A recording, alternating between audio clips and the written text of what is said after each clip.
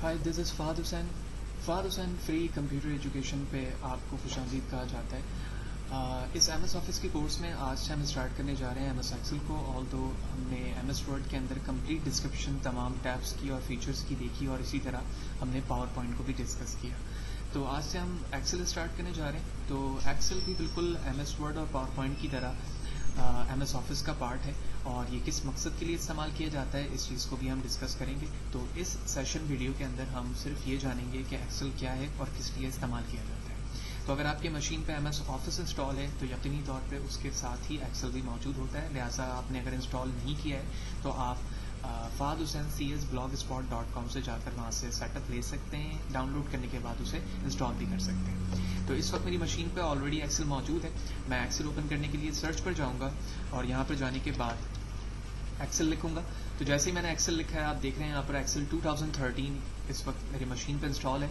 मैंने इसे ओपन कर लिया, क्लिक किया, और बिल्कुल जिस तरह से एम एस वर्ड या फिर पावर पॉइंट डिफ़ॉल्ट तौर पर कुछ टैम्पलेट्स को शो करता है, बिल्कुल उसी तरह से एक्सेल भी कुछ बने बनाए टैम्पलेट्स को शो कर रहा होता है, जो कि हम अपकमिंग सेशन के अंदर देखेंगे कि बने बनाए टैम्पलेट्स को हम किस तरह से कब इस्तेमाल करते हैं।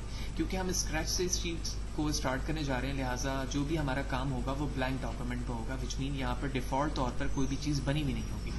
तो ब्लैंक डॉक्यूमेंट को यहाँ से मैंने क्लिक किया और यहाँ से मैंने ओपन कर लिया है। तो ये इस वक्त आप देख रहे हो कि एम एस एक्सेल का जो फ्रंट यूआई है, यानी यूज़र इंटरफेस हमारे सामने मौजूद है, और यहाँ पर आप अपनी मर्जी के मुताबिक वो काम कर सकते हैं जिसके लिए एक्सेल को डिज़ाइन किया गया है। तो अब सवाल ये है कि एक्सेल पे क्या काम होता है और किस तरह का होता है। नॉर्मली जिस तरह से हम एम एस वर्ड के अंदर डॉक्यूमेंटेशन करते हैं या डॉक्यूमेंट से रिलेटेड काम कर रहे होते हैं, एक्सेल के अंदर हमारा काम नॉर्मली कैलकुलेशन से रिलेटेड होता है। जो इस वक्त आप ये बॉक्स देख रहे हैं, इस बॉक्स को हम सेल कहते हैं। ये सेल है, एक सेपरेट सेल के अंदर आप कोई सेपरेट वैल्यू लिखते हैं या कोई अल्फ़ाबेट्स लिखते हैं, यानी एट्रीब्यूट या हेडिंग बनाते हैं, और हेडिंग के नीचे आप कोई भी नंबर्स लिखते हैं।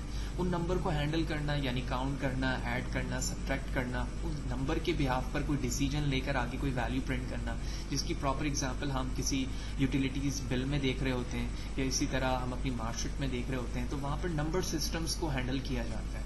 किस सब्जेक्ट में कितने मार्क्स लिए किस स्टूडेंट ने, उसे किस तरह से हैंडल करना है, किस क्राइटेरिया के बिहाफ पर, किसी मार्क्स के बिहाफ पर मुझे कोई स्टेटमेंट प्रिंट करवानी है। फेल है तो किस तरह से मैं फेल प्रिंट करवाऊंगा नंबर के बिहाफ पर। यानी जो भी कैलकुलेशन है वो किसी नंबर के बिहाफ पर काम हो रही होती है। यानी एक्सेल के अंदर हमारा जो भी फोकस होता है वो रिलेटेड नंबर्स या एट्रीब्यूट्स पर होता है। यानी हम एट्रीब्यूट्स या नंबर के बिहाफ पर कोई डिसीजन लेते हैं और उसके सेल के सामने या उसके नीचे वट एवर जहाँ पे भी उस चीज़ की ज़रूरत होती है, वहाँ पर या तो वैल्यू या कोई स्ट्रिंग यानी कलेक्शन ऑफ कैरेक्टर को या कोई स्टेटमेंट को हम प्रिंट करा देते हैं। तो अगर आपने एम एस वर्ड की तमाम ट्यूटोरियल्स वीडियो देखी हैं तो होपफुली आपको वहाँ से ये तमाम चीज़ें क्लियर होंगी, और अगर आपने नहीं देखी हैं तो मेरी रिकमेंडेशन ये है कि आप पहले उन वीडियोस को देखें ताकि आप बेहतर तरीके से तमाम टैब्स और ऑप्शन को समझ सकें। तो जिस तरह से एम एस ऑफिस के अंदर ये ऑप्शन मौजूद होते हैं, यानी टैब के जहाँ पर होम, इंसर्ट, पेज लेआउट और formula bar and so on सारी चीज़ें मौजूद हैं, तो बिल्कुल यहाँ पर भी मौजूद है। इसी तरह से ये एरिया जो है हमारा रिबन का कहलाता है, जिसके अंदर तमाम ऑप्शन मौजूद हैं। ये हमारा रॉज एंड कॉलम की वैल्यूज़ हैं। एड्रेस, हम इसे एड्रेस कहते हैं। आप जिस सेल पे क्लिक करते हो तो आप देखते हो कि ये एड्रेस है इसका, तो इसका एड्रेस किस तरह से हम गेट कर सकते हैं, रीड कर सकते हैं। तो हम इसे रीड करेंगे E6, यानी इस वक्त जिस सेल पे मैं मौजूद हूँ उसका एड्रेस है E6। इसी तरह मैं अपने सेल को यहाँ क्लिक करता हूँ तो इसका मतलब है इस सेल का एड्रेस है N18। तो अल्फ़ा न्यूमेरिक नंबर के बिहाफ पर हम सेल को रीड कर रहे होते हैं, और इस तरह से हम डिसीजन लेंगे फ्यूचर में कि किस सेल के ज़रिए से किस जगह पर क्या चीज़ लिखनी है। तो यहाँ से हमें ये बात समझ में आई कि एक्सेल नॉर्मली जो है वो कलेक्शन ऑफ सेल्स हैं, और इन कलेक्शन ऑफ सेल्स के अंदर हम अपनी रिक्वायर्ड नंबर या वैल्यू को लिखकर किसी भी फॉर्म पर डिसीजन ले रहे होते हैं। वो डिसीजन की एक छोटी सी एग्जांपल यहाँ पर डिस्कस करेंगे, ऑल्दो ये इंट्रोडक्शन पार्ट है। नेक्स्ट वीडियो सेशन के अंदर हम प्रैक्टिकली देखेंगे कि एक्सेल की यूजेज क्या है। तो फॉर एग्जाम्पल मैं यहाँ पर आता हूँ और यहाँ लिखता हूँ 12 और यहाँ पर लिखता हूँ 35। तो इस सेल का नाम है C या एड्रेस है C9, जबकि इस सेल का एड्रेस है D9।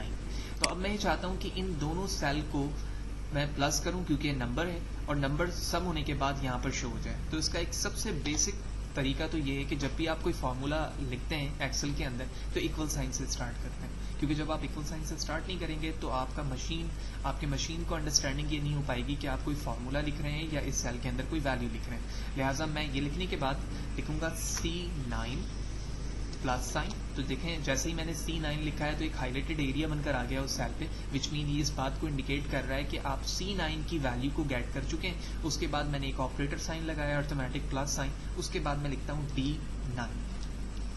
तो ये लिखने के बाद होगा क्या कि इन दोनों सेल की वैल्यू यहाँ पर सम होगी, और जैसे ही मैं इंटर प्रेस करूंगा अपने कीबोर्ड से तो उसके नंबर की वैल्यू यहाँ पर डिस्प्ले हो जाएगी। तो मैं इंटर प्रेस करता हूँ तो आप देख रहे होंगे कि यहाँ पर उन दोनों वैल्यूज का सम प्रिंट हो चुका है। तो एक्सेल के अंदर हमने यहाँ पर इस वीडियो सेशन के अंदर ये अंडरस्टैंड किया कि किस तरह से एक्सेल को हैंडल किया जाता है, एक्सेल किस पर्पस के लिए है। ऑल्दो नेक्स्ट वीडियो सेशन के अंदर हम प्रॉपर इसकी यूजेज को देखेंगे कि किस तरह से फॉर्मूला बार शो किया जाएगा टॉप पर, और किस तरह से फर्दर चीज़ें हम यूज़ करके एक प्रॉपर काम कर सकते हैं जिस तरह से हम MS वर्ड या एक्सेल के अंदर पावर पॉइंट के अंदर कर रहे होते हैं। तो इस वीडियो में इतना ही।